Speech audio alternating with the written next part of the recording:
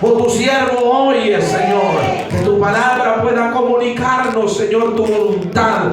Háblanos conforme a tu verdad y que esta palabra corra, fluya y sea glorificada en los corazones de las que la oyen, Dios mío. En esta hora oramos para que la bendición nos alcance a través de la palabra. Mientras se predica, Dios mío, haya restauración de vida, haya sanidad de los enfermos, haya salvación de los perdidos, haya liberación de los cautivos. En el nombre del Señor Jesús, el Espíritu Santo fluya y se mueva con libertad, rompiendo toda cadena de opresión, y podamos, Dios mío, en esta hora disfrutar de tu presencia para la gloria de tu nombre, Padre bueno, en el nombre del Señor Jesús. Amén y amén. La gloria sea para nuestro Dios. Gloria a Dios. Gloria, gloria, gloria a Dios. Gloria a Dios. Gloria a Dios para siempre. Señor nos siga bendiciendo. Amén. Qué interesante, hermano amado, la preocupación del Señor Jesucristo sobre sus discípulos, ya que ellos siempre, hermano, tenían estas preguntas. En una ocasión al Señor le preguntaron: Maestro, enséñanos a orar. Porque ellos ignoraban cómo se hacía. Bendito sea el nombre de Dios para siempre. De hecho, hasta el día de hoy, en algunos lugares, hermano, hay gente que todavía no sabe orar. Que Dios nos bendiga. Y lo único que sabe es precisamente solo lo que se ha enseñado tradicionalmente. Algunos que son católicos, vienen del mundo católico, saben el Padre Nuestro, el Ave María y el Dios te salve y el ángel de mi guarda. Y como que con eso se defienden y batallan. Y cuando se le acaban los argumentos y el diablo los está asustando mucho, los está penando, lo agarran a garabato. Porque no saben orar, no saben clamar, no saben reprender. Pero cuando un hijo de Dios llega al evangelio, lo primero que tiene que aprender, o lo que le debemos enseñar, es cómo tiene que comunicarse con Dios. Porque nuestra comunicación con Dios tiene que ser fundamental, hermano mío. Amén. Para poder conocer a Dios. Amén. Que Dios nos ayude. Amén. Es una gran pregunta: ¿cuánto es que usted conoce de Dios? Que Dios nos ayude. Amén. La misión del predicador, la misión del evangelista, la misión del maestro, del profeta, del apóstol. Según Efesios capítulo 4, en el versículo 11, Pablo dice que el Señor constituyó a unos apóstoles, a otros profetas, a otros evangelistas, a otros pastores y maestros, a fin de perfeccionar a los santos para la obra del ministerio, hasta que todos lleguemos a la unidad de la fe y del conocimiento del Hijo de Dios. O sea que la finalidad de los ministerios, hermano amado, es que la persona, el creyente, el Hijo de Dios, pueda conocer al Señor Jesucristo de una forma íntima. Amén.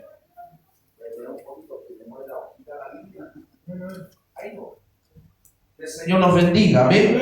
Entonces, que la persona pueda conocer al Señor Jesús. Amén. La Biblia dice, el Señor Jesús expresó estas palabras a los fariseos, le dijo: escudriñad las escrituras. Amén. Porque en ellas os parece que halláis la vida eterna, y ellas son las que dan testimonio de mí. Amén. La palabra del Señor escrita da testimonio del Señor Jesús. Pero esta cobra sentido, esta cobra una vida cuando la persona realmente comienza a hablar. Hay un micrófono encendido, parece. Cuando la persona comienza a hablar con el Señor, es cuando entonces también puede alcanzar, puede ser una guitarra, gloria a Dios. Puede también, hermano, conversar con Dios. Ahí se fue. Sí. Puede ser, hermano amado, puede ser una guitarra y así de nuevo. Cuando la persona comienza a orar, cuando la persona ora a Dios, la palabra, hermano, llega a su corazón. Y empieza a haber una comunicación con Dios. Y el Espíritu Santo se encarga de dirigirnos. La Escritura dice que ¿qué hemos de pedir como conviene? No lo sabemos. Pero que el Espíritu Santo clama por nosotros con gemidos indecibles delante del Padre. Entonces nosotros lo que necesitamos es la ayuda, la asistencia de nuestro Dios para poder comunicarnos con Dios. Pero el Espíritu Santo no podrá hacer nada si yo primero no hago lo que tengo que hacer, que es doblar las rodillas. Amén. Que el Espíritu Santo está dispuesto El Señor Jesús le dijo a sus discípulos: orad y velad para que no entre en tentación. Amén. A la verdad el espíritu está dispuesto, pero la carne es débil. Que Dios nos ayude. Aleluya. Entonces, amados hermanos, como la carne es débil, nosotros tenemos que hacer el ejercicio de doblar las rodillas, porque Amén. nosotros no queremos a veces doblegar nuestra carne. En una ocasión el hermano Yávila le preguntaban por su hábito de adoración o de oración. Y él les dijo sinceramente a los hermanos: ¿sabe qué? A mí también me cuesta orar. Porque a la carne, al de afuera, también le cuesta. Dios le bendiga. Amén. Le cuesta al hombre orar. ¿Por qué? Porque no le agrada. ¿Por qué no le agrada? Porque hay una incomodidad, porque de pronto tiene otras cosas que hacer, somos fácil para distraernos. Es lo mismo que aquí en la iglesia, hermano. Usted puede estar a lo mejor media hora bien concentrado, pero ya pasa la media hora y usted como que empieza a divagar, se va para otro planeta, se va, aleluya, en su mente a hacer las cosas de mañana, las cosas de pasado mañana y todo eso, hermano, porque nos desconcentramos. Y en la oración pasa lo mismo. Cuando usted está orando con propósito, de pronto se queda sin argumento y dice en su mente: ¿y ahora qué digo? Que Dios nos ayude. Entonces la oración, hermano amado, es una comunicación con Dios. Y como los discípulos tenían ese deseo de querer aprender, querían saber, le preguntan al Señor: ¿cómo debemos orar? El Señor les responde, les enseña en el libro de Mateo capítulo 6. En el versículo 5 Jesús les da algunos tips, les da algunos lineamientos para que puedan orar, y les dice: lo primero, cuando ores, no seas como los hipócritas, Aleluya. que aman el orar en pie en la sinagoga y en la esquina de las calles, pero para ser visto por los hombres. Aleluya. Es decir, que primera cosa, la oración no es para que me vean cómo ora. Oye, ora bonito, que ora lindo, wow, este sí que sabe orar, pónganle a orar. La oración no es para ser visto por los hombres, la oración es para ser oído por Dios. Amén. Así que no seas como el hipócrita que busca eso. Aleluya. ¿Cuántos dicen amén a él? Amén. De cierto digo que ya tienen su recompensa, dijo el Señor. Mas tú, verso 6, cuando ores, entra en tu aposento. Amén. ¿Ah? Y cerrada la puerta en secreto allí. Ora a tu Padre que está en secreto. Y tu Padre que ve en los secretos te recompensará en público. Enciérrate en ese lugar y presta mucha atención, porque mientras tú hablas con Él también te responde. Una cosa que nosotros no hacemos: nosotros oramos y hablamos y hablamos y hablamos, pero nunca dejamos oír las palabras de Dios en nuestro corazón. Ahora, no es lo mismo que orar aquí en la iglesia. Venga, aquí en la iglesia el que está orando tiene que orar. Y no puede decir: a el momento de escuchar al Señor, y se queda callado. Eso es en la casa. Amén. Eso es en el aposento. Amén. Eso es en el lugar donde usted ora, donde usted hace su altar de oración. Eso es lo que usted tiene que hacer. Usted tiene que sacar un tiempo para orar. Amén. Porque la oración a usted lo va a fortalecer. La oración a usted, hermano amado, le va a ir dando, hermano, a una firmeza, le va a ir dando una madurez. La oración a usted lo va a ir fortaleciendo. Amén. Bendito sea Dios para siempre.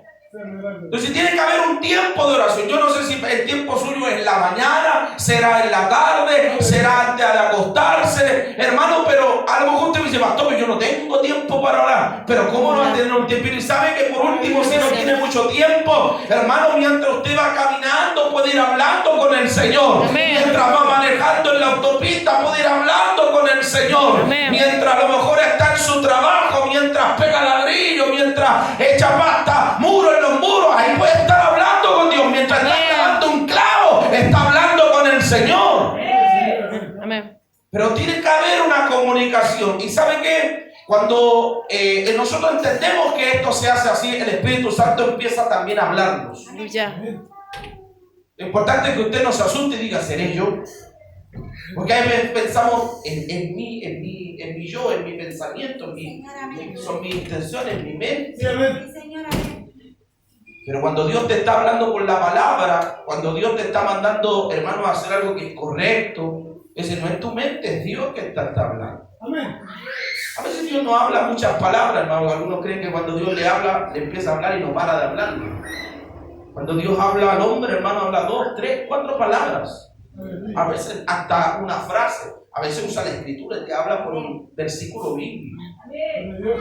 Pero siempre habla Dios. Amén. Lo importante es que Dios habla. Amén. El Dios que nosotros adoramos, hermano, tiene esa capacidad de hablar. Amén. El problema es que nosotros no prestamos atención. Amén. El libro de Job dice que de 2 o 3 formas habla Dios: por sueño, Amén. por visión, Amén. por revelación. Y aún así el hombre no entiende. Amén. Ya. Dios busca la forma de hablarle a usted. De hecho, por ejemplo, hoy día en este lugar Dios le está hablando, pero nos falta el que va a salir de este lugar y va a decir: yo quería que Dios me hablara. Pero si le habló al Señor, no me podía hablar a un profeta. Algunos creen que cuando Dios le habla es cuando Dios usa ese instrumento y dice: hijo, yo te amo, y ahí quedan conformes. Pero en la escritura está escrito el pensamiento de Dios, está escrita la voluntad de Dios. Y cuando usted lee la escritura, está leyendo la voluntad de Dios.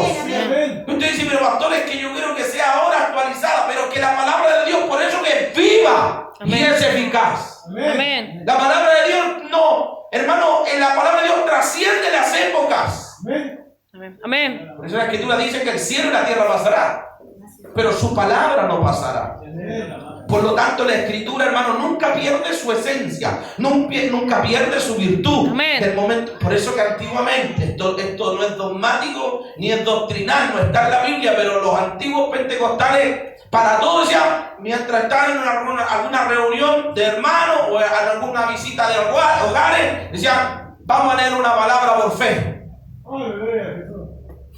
Y oraban al Señor. Claro, antiguamente la Biblia y los hermanos siempre van metiendo dentro de la Biblia algunas cositas, separadores, ¿cierto? Sí. Los folletitos de los aniversarios, todas esas cositas van llenando nuestra Biblia. Así que cuando alguien le decía: présteme su Biblia para orar por fe, había que empezar a sacarle todos los separadores de Biblia. Amén. Amén, había que hacerle un otoño a la Biblia para que pudieran orar y que saliera en la palabra donde Dios quería y no donde está por el separador, ¿me entiendes? Amén. Amén. Entonces de ahí se oraba y se pedía una palabra por fe al Señor y Dios hablaba. Y por lo general se le daba una pequeña exhortación a lo que se leía. Pero lo increíble, porque esto yo lo viví desde muy niño, hermano, en la iglesia, era increíble lo asertivo. No es que Dios adivinaba, porque Dios no adivina, hermano, porque Dios conoce todas las cosas. Amén. Pero lo increíble para mí como niño era ver qué exacto, y cómo le pegó al callo, le pegó en el hueso. Esa era hermano, la palabra por fe. Amén. Hoy día casi no se hace esto de la palabra por fe. Después se empezó a usar en las casas una cosita que se llama el pan de vida. Esto lo llamamos nosotros el canapé cristiano.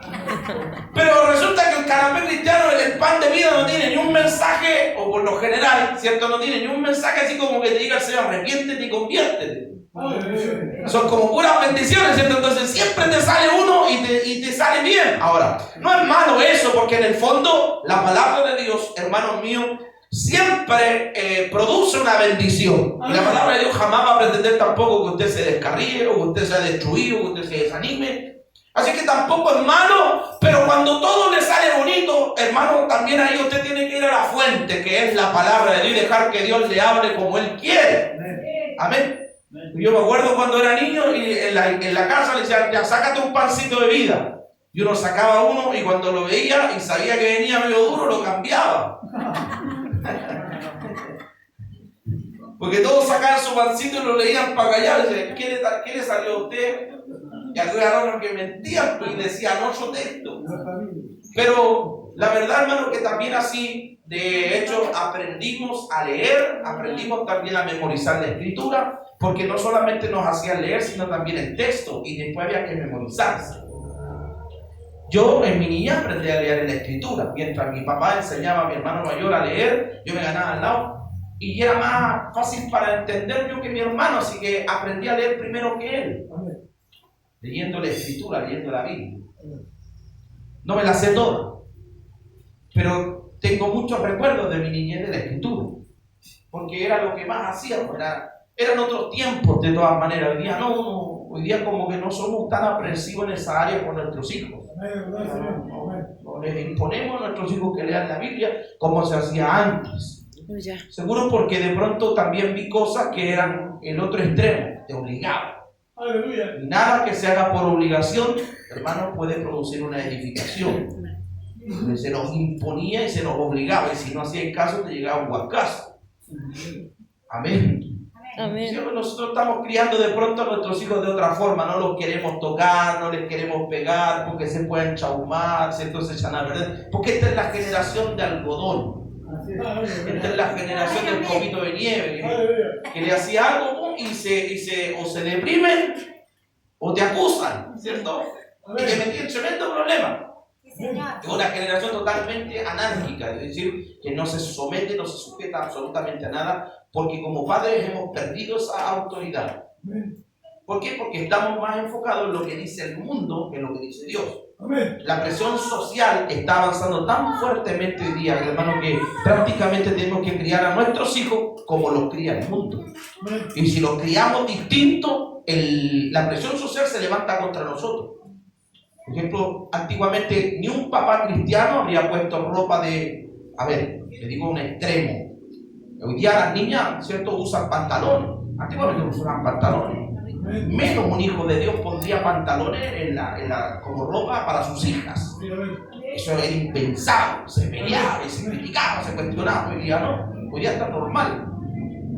Porque la sociedad cambió, pero cambió con nosotros. Hemos cambiado junto a la sociedad, o sea, porque la presión social, la gente empieza y ¿por qué no deja que se vista como ella quiera? ¿Por qué no deja que se ponga limpio?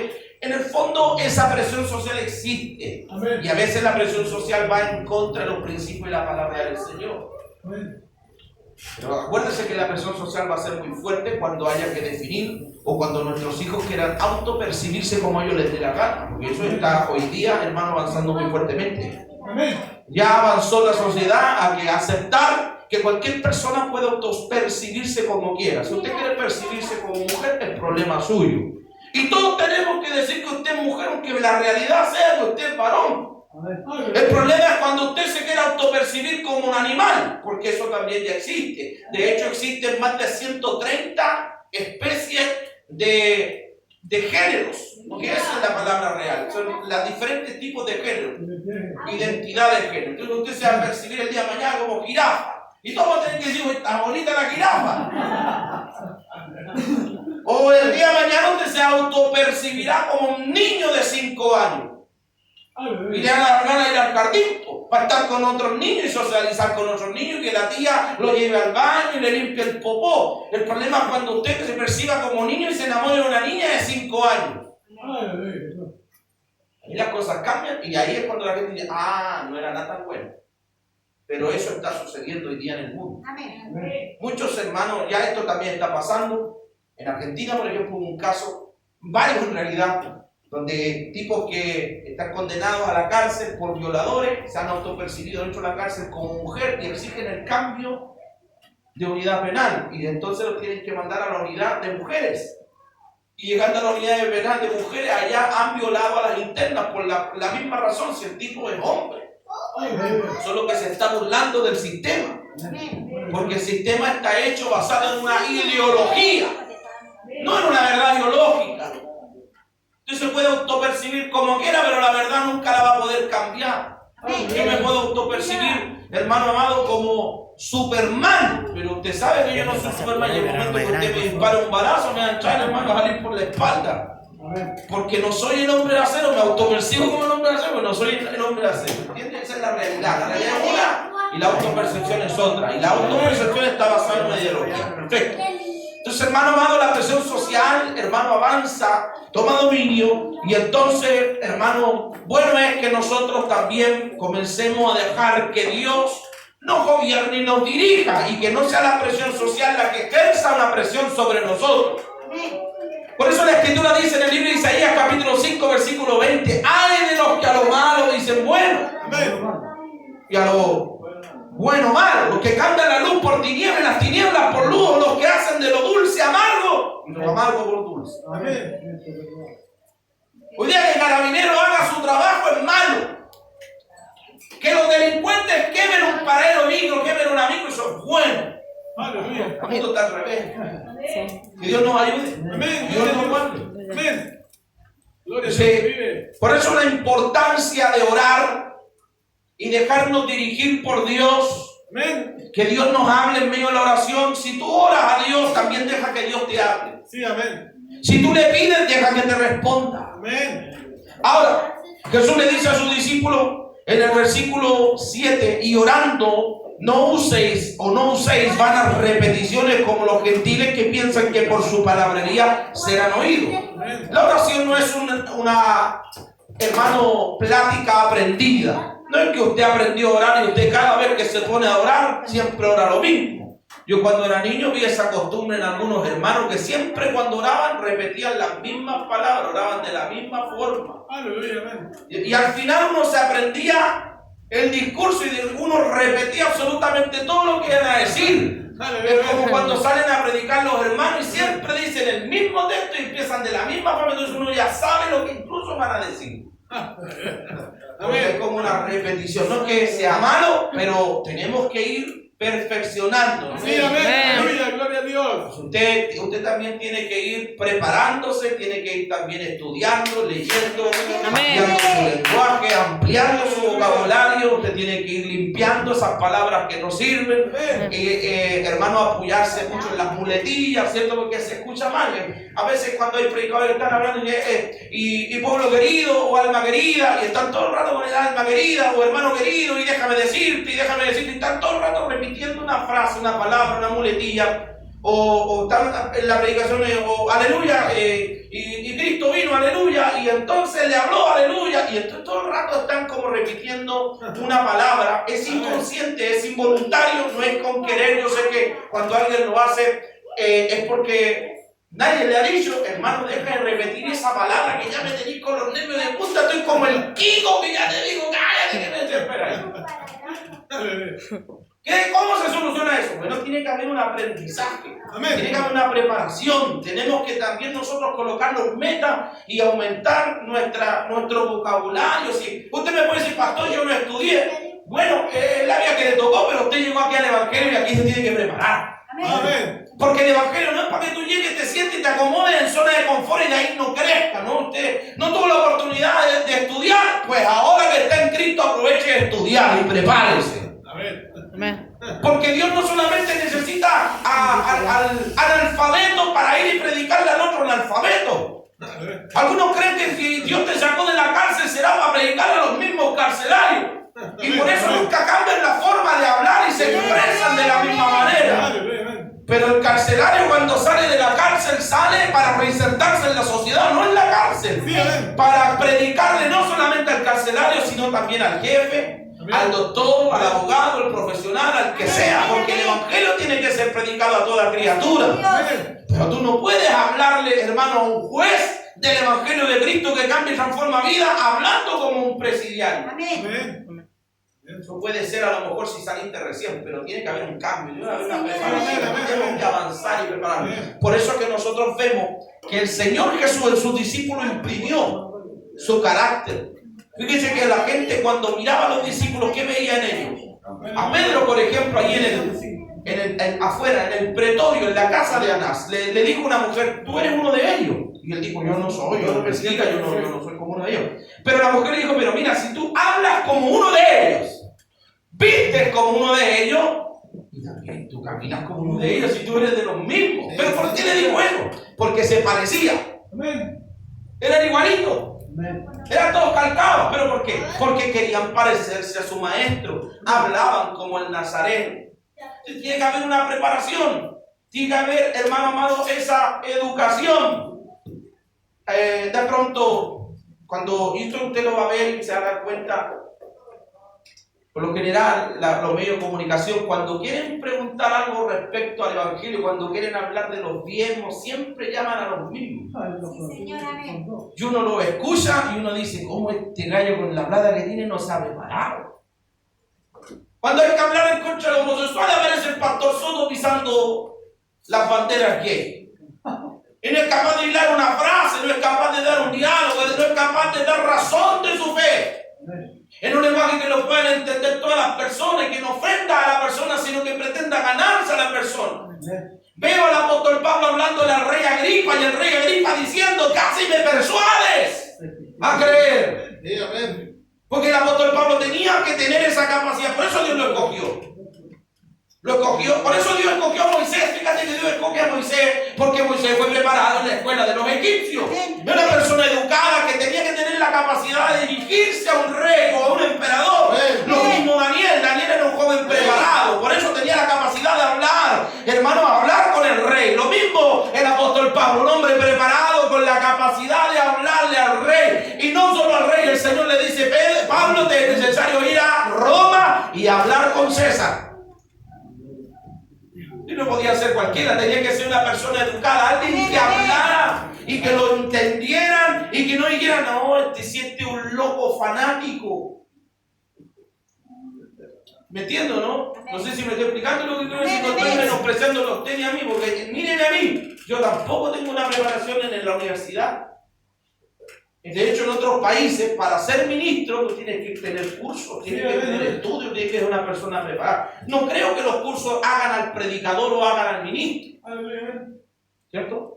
Porque en otros lugares tienen que tener el curso de teología para ser pastor. No creo que el curso de teología te haga ser pastor, pero te va a ayudar. Después, usted y yo podemos formar una empresa, una pequeña empresa, una microempresa. Pero cuando usted empieza a hacer negocio y se tenga que sentar a hablar con un gerente, una persona importante, usted va a decir: pues me faltó estudio. Cuando tenga que sentarse a hacer las cuentas, cuando tenga que empezar a ver cómo le fue y a cuadrar el IVA, cuando tenga que hacer balance y a decir: ¿y a dónde está la plata? ¿Y ahora qué hago? Ahí usted va a decir: me faltaron los estudios. En el Evangelio es lo mismo. Usted puede hablar de Cristo, hablar del Señor. Pero cuando te enfrentas a una persona que tiene más conocimiento que tú dices: me falta leer más. Me ha pasado hablar, hermano, he hablado con bautistas, he hablado con sabatistas que se saben esa área específicamente, lo que aquí ellos se preparan en eso. Los sabatistas se preparan, hermano, para hablar del día sábado. Los adventistas se preparan para hablar y negar en la lengua, para negar el bautismo del Espíritu Santo. Los somos Jesús se preparan, hermano, para atacar a los trinitarios, y los unicitarios para hacer tira a los pentecostales. ¿Y para qué le cuento los testigos de Jehová? Los mormones. Todos defienden su doctrina si lo único que predicamos a Cristo y nos salimos a contender somos los evangélicos. Yo no salgo a la calle para ir a pelear con uno de esas doctrinas. Está perdido. Yo me parece que todavía no tiene a Cristo. La iglesia no tiene esa costumbre. Si alguno quiere ser contencioso y con el apóstol Pablo, la iglesia de Cristo no tiene esa mala costumbre. A mí no me llamó el Señor para andar peleando con los otros. ¿Quieres pelear? Anda a pelear con tu abuelita. Voy a predicar a Cristo y a este crucificado. Ninguna otra cosa, dijo el apóstol Pablo, me propuse saber entre vosotros, sino a Cristo y a este crucificado. Porque la palabra de la cruz es locura a los que se pierden. Para nosotros los que se salvan es poder de Dios. Por eso el apóstol Pablo, cuando fue a Atenas, hermano, fíjate, cuando fue a Atenas el apóstol Pablo en Hechos capítulo 17, no se calmó a nadie. ¿Pero a quién le predicó? A los epicúreos, a los estoicos, los metieron ahí en el Areópago y le habló en su propio idioma y lenguaje. Les citó hasta las palabras de un poeta de su época. Y no se ganó a ninguno. ¿Sí o no? Trató de hablar en el mismo lenguaje. ¿A quién quería ir con él? Que le dijeron: ya te veremos en otra oportunidad. Por eso el apóstol después cambia y dice: no. Ni mi palabra ni mi predicación fueron con palabras persuasivas de sabiduría humana, sino con demostración del Espíritu Santo y de poder. Para que vuestra fe no esté fundada en el conocimiento de los hombres, sino en el poder de Dios. Y eso yo lo creo. Pero no puedo, hermano amado, desestimar que el apóstol Pablo fue preparado a los pies de Gamaliel. Quiere decir que importante la preparación secular es importante. Que usted sepa de letra. Hermano, prepárese. Si usted no sabe poner una ampolleta, busque un video en YouTube y aprenda cómo hacerlo. Que no sea un neófito, un ignorante. Usted no sabe poner un clavo, hermano, aprenda a hacerlo. Aprenda a cocinarse un huevo por último. Haga algo. Yo sé que para usted es difícil enfrentarse a